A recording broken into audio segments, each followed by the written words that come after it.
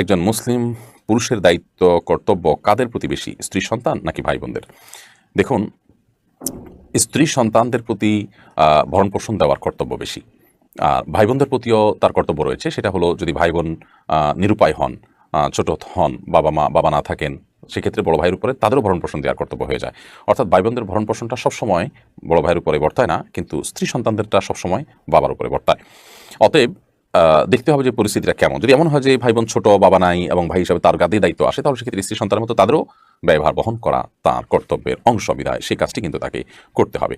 তো এটা আপেক্ষিক বিষয়। তবে হ্যাঁ, এটা ঠিক যে স্ত্রী ও সন্তানদের প্রতি সম্পদ খরচ করা, ব্যয় করা, এটা তার উপরে কর্তব্য। স্ত্রীর ব্যাপারটা হলো যে স্ত্রীর সাথে যতদিন বৈবাহিক সম্পর্ক আছে ততদিন তার ভরণ পোষণ দেওয়ার কর্তব্য, কিন্তু সন্তানদেরটা সবসময়ের জন্য, ভাই বোনদেরটা সবসময়ের জন্য, বিশেষ করে যতদিন তারা প্রাপ্তবয়স্ক না হয়।